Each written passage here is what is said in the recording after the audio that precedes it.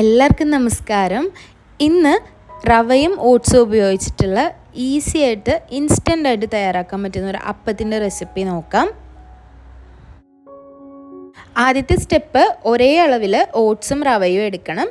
നിങ്ങൾ 3/4 cup oats എടുക്കുകയാണെങ്കിൽ 3/4 cup റവയും തന്നെ എടുക്കണം.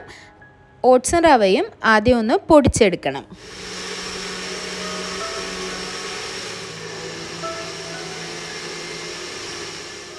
ഫൈനായി പൊടിച്ചെടുത്തതിന് ശേഷം മിക്സിയുടെ വലിയ ജാറ് അല്ലെങ്കിൽ നമ്മൾ അരിയൊക്കെ അരക്കുന്ന ജാർ എടുക്കാം. ആ ജാറിലേക്ക് ഈ പൊടിച്ചത് ചേർത്ത് കൊടുക്കാം.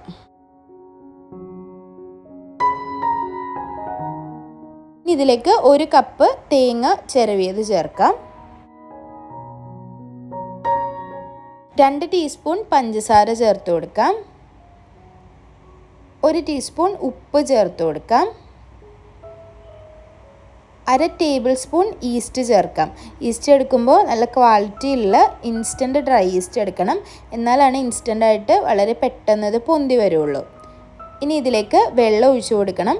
ആദ്യം ഒരു കപ്പ് വെള്ളം ഒഴിച്ചു കൊടുക്കുക. എന്നിട്ട് ഒന്ന് മിക്സ് ചെയ്ത് നോക്കുക.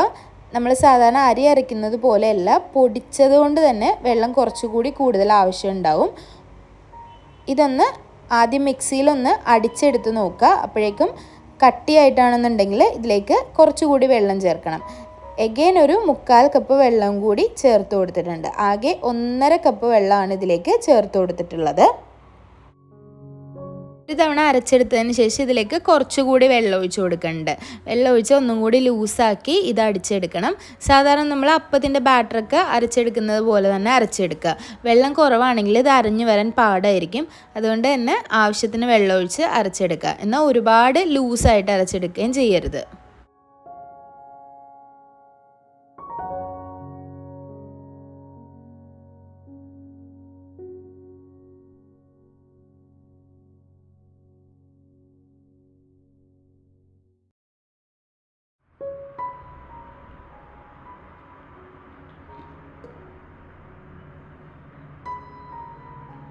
സാധാരണ നമ്മൾ അരിയുള്ള അപ്പത്തിന് അരച്ചെടുക്കുന്നത് പോലെയുള്ള കൺസിസ്റ്റൻസിയിൽ ഏകദേശം ഇതുപോലെ അരച്ചെടുക്കുക. നല്ല പോലെ അരഞ്ഞു കിട്ടണം.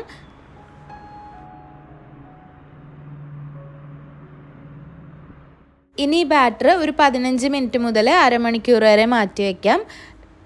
വളരെ പെട്ടെന്ന് തന്നെ ഇത് പൊന്തി വരും.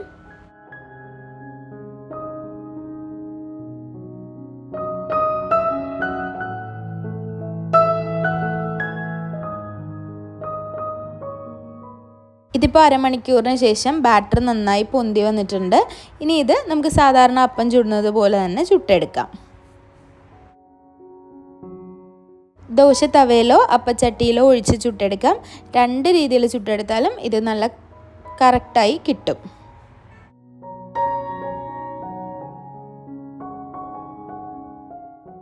അത്യാവശ്യം ചട്ടി ആദ്യം നന്നായി ചൂടാക്കുക. അതിനുശേഷം ഹോൾസ് വന്നു കഴിയുമ്പോൾ ഇത് അടച്ച് വയ്ക്കുക. അടച്ച് വെച്ച് വേവിച്ചെടുക്കാം. ഏകദേശം ഒരു 1 മിനിറ്റ് മുതൽ 1.5 മിനിറ്റ് കൊണ്ട് അപ്പം നന്നായിട്ട് റെഡിയായി കിട്ടും.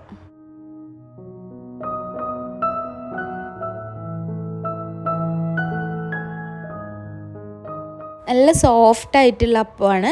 സാമ്പാർ, മുട്ടക്കറി, ചിക്കൻ കറി, എന്ത് കറിയുടെ കൂടെ വേണമെങ്കിലും നമുക്ക് ഈ ഒരു അപ്പം സെർവ് ചെയ്യാം. അപ്പോൾ എല്ലാവരും ഇതൊന്ന് ട്രൈ ചെയ്ത് നോക്കുക. ട്രൈ ചെയ്ത് നോക്കിയിട്ട് അഭിപ്രായങ്ങളൊക്കെ കമൻസിൽ അറിയിക്കുക.